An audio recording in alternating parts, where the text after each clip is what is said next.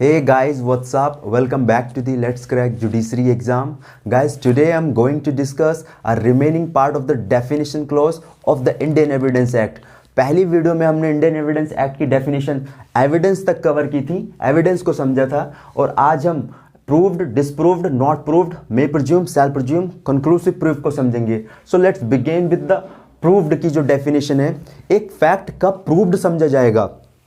A fact is set to be proved. एक fact तब proof कहा जाएगा when after considering the matter before the court. क्या हुआ है कि एक मैटर गया है बिफोर द कोर्ट, कोर्ट के सामने, कोर्ट ने क्या किया, उसे कंसिडर किया है, उसके ऊपर विचार किया है, और उस फैक्ट के जो उस मैटर से जुड़े हुए फैक्ट थे उसकी एग्जिस्टेंस को क्या करा है, बिलीव किया है उसके एग्जिस्टेंस कि ये एग्जिस्ट, इसका इस फैक्ट का एग्जिस्टेंस है, या और consider it is existence so probable, या फिर उसके एग्जिस्टेंस को इतना प्रोबेबल मान ले कि जो एक प्रूडेंट पर्सन है, एक बुद्धिमान या ज्ञानवान व्यक्ति है, वो क्या करे, under the circumstances of the particular case, उस पर्टिकुलर केस के अंदर जो भी सर्कमस्टांसेस थे, to act upon the supposition that it is exist, या तो वो एक्ट करेगा ये मान के कि हाँ उसका उस फैक्ट का एग्जिस्टेंस है, एक प्रूडेंट पर्सन, तो वो फैक्ट क्या समझा जाएगा, प्रूव्ड समझा जाएगा.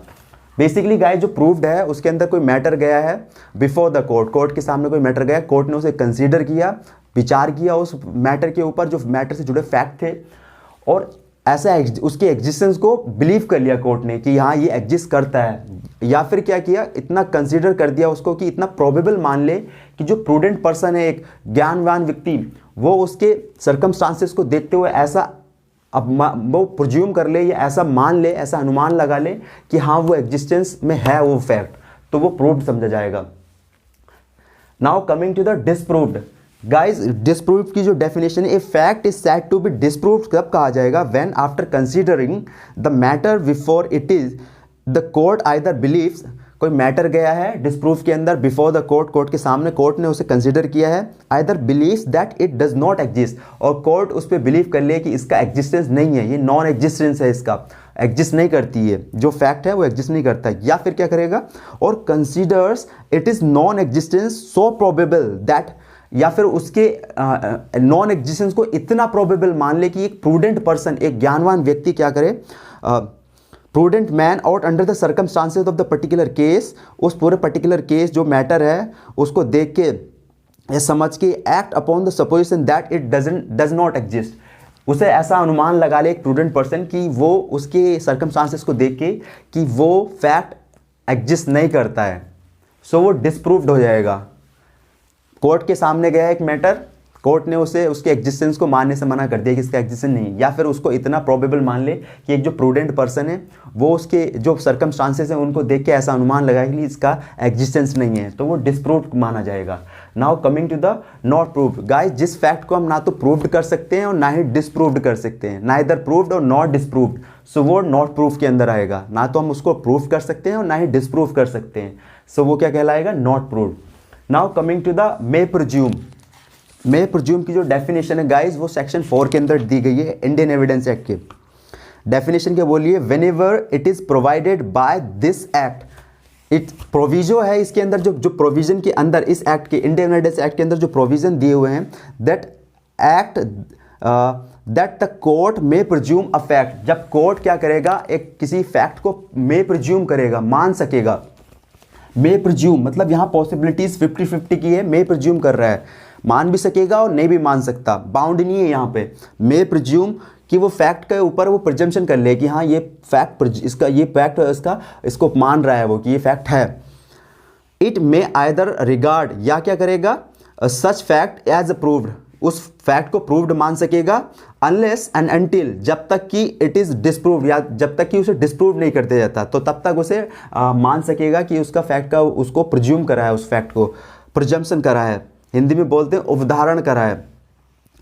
और क्या करेगा, मे कॉल फॉर प्रूफ इट, या फिर क्या, देखो एक मे प्रिज्यूम के अंदर गाइज, जो कोर्ट है वो एक फैक्ट को प्रिज्यूम कर रहा है कि वो है,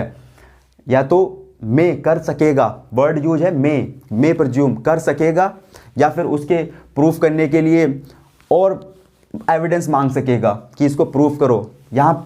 पॉसिबिलिटीज़ नहीं है कि 100% मानेगा, यहाँ मे का वर्ड यूज हो रहा है, मान सकेगा, नहीं मान सकेगा, या अगर मानना होगा तो उसके बारे में और एविडेंस उसे प्रूफ करने के लिए बोल सकेगा, बुला लेगा. सो मे प्रिज्यूम, आई होप आपको क्लियर हुआ होगा। और सेल प्रिज्यूम के अंदर गाइज यहाँ पे आप मे और सेल से आप देख लो, यहाँ पॉसिबिलिटीज है कि वो मानेगा, बाउंड है।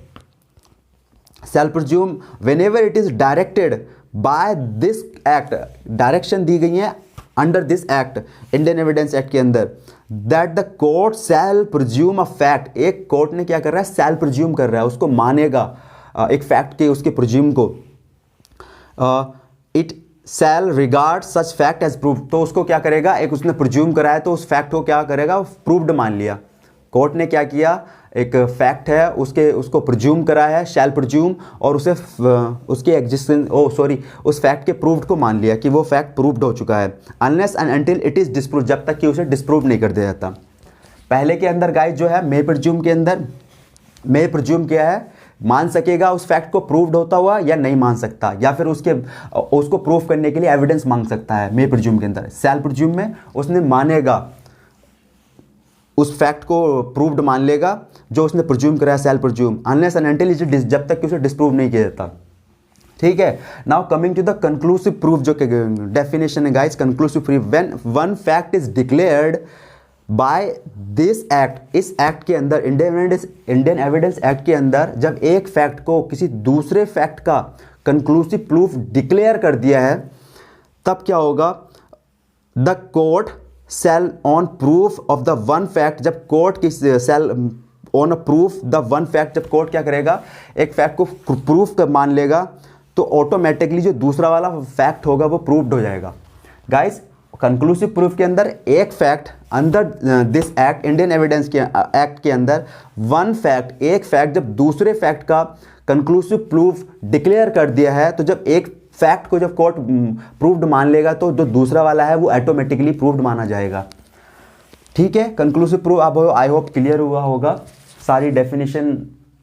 आपको समझ आई होंगी। गाइज, अगर वीडियो आपको इन्फॉर्मेटिव लगती है तो आप चैनल को सब्सक्राइब कर लेना और बेल आइकन प्रेस कर देना, और कोई भी क्वेरी है आपकी तो आप कमेंट सेक्शन में जाके पूछ सकते हैं। बाकी हम एविडेंस को कंटिन्यू करेंगे और आप सेकंड चैप्टर डिस्कस करेंगे नेक्स्ट वीडियो में, इसका 5 to 55 अबाउट रेलिवेंसी, बहुत इंपॉर्टेंट चैप्टर है। सो आप वीडियो वॉच करते रहिए। Thank you so much.